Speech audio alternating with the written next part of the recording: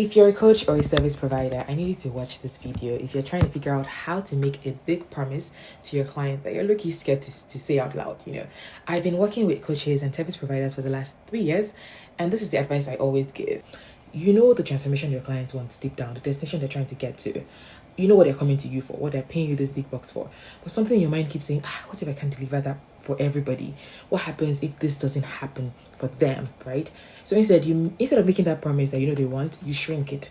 You hedge your bets. And it starts to sound like you're giving a disclaimer instead of an invitation to work with you.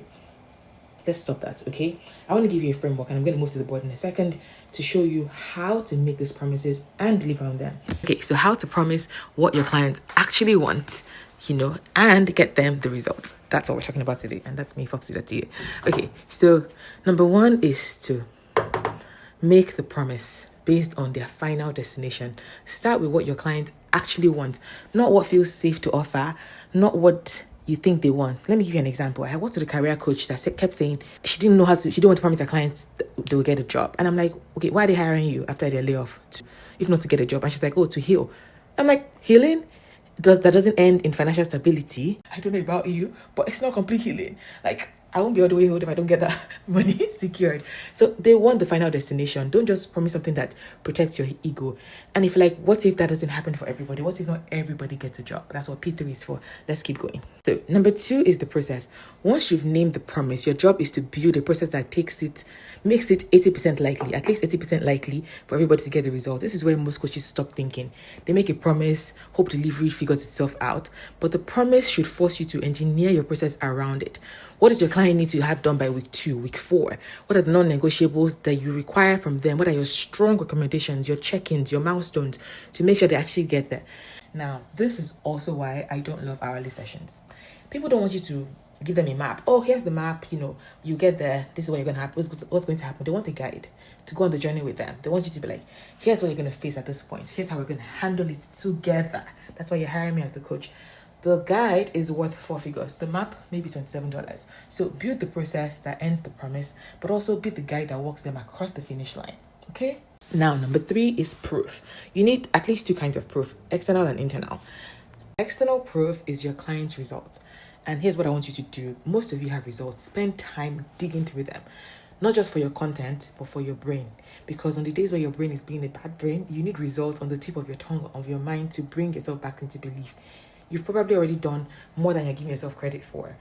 Dig through client results, what they've said to you in coaching calls, what you've written down, what they've written in testimonials, what you have in documents that you haven't gone through in a while. And document it, catalog it. This is what will give you the external proof.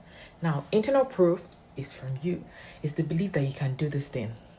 Granted, this grows as you get more client results because you're like, okay, you can point to this person and that person, but you have to decide that you have done something for yourself, gotten yourself a similar result, you've trained for this, you can handle uncertainty. Not only can you get them the results, but you will know what to do and how to troubleshoot if you cannot get them the result, right? I actually want you to spend a lot of time journaling about your process. What are the processes you have? What are the kinds of questions you have? What are the answers you have to those questions? Those things help you to build internal proof, but also decide that not only will you help them get there, you won't abandon them if something happens. You will troubleshoot. You ask other coaches for support. What will you do? What's your process if something isn't working for a specific client? This is what you have to think through. A lot of coaches are afraid to name the promise, not because they lack evidence, but because they haven't really looked closely enough at the evidence. Through what they have, but also their journaling of deciding, how am I already the best coach with the results I have right now, with the training I have right now, with the care I have for my clients. The last piece of the proof is a guarantee structure. So back to the board real quick. What happens if somebody doesn't get the results that they want? Answer your brain. Your brain's probably like, okay, what do I do if they don't get the result? Do you extend it? Do you add more sessions? It's not a blanket refund policy. You don't need that. It's just to give yourself a good answer to what if. That answer separates a promise from being reckless and one that's earned, right? So that's the 3P framework: the promise, the process, and the proof. You really want to make sure you name the destination, you build the road and walk them through it, and show the receipts. Believe in yourself, but also believe in them to be able to, work with you to get the result. And if your brain is thinking, but I'm new, I don't have results yet, you don't need massive results. I actually have a whole post about what to do if you don't have results. Maybe I'll link it or something. You don't need all the results in the world. You need to be able to get the person in front of you the answer to their problem. Like, promise what they want, the final destination they want. And this is how You get to know these things as you do more sales calls because you're talking to real people. They're telling you their problem, all the things that was in the way, what they've tried before. Anyways, it is epic what you're able to do when you sit down to not just say with your fears, but with what's possible if you engineer the process.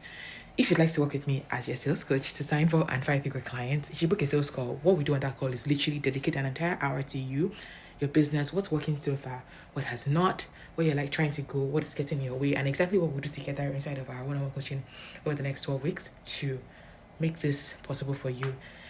And we'll walk through things that we're going to do together. You won't just be alone. It's one-on-one. It's customized, personalized support to you. So head over to fopsy.ca/call, fopsy.ca/call, and we'll talk soon.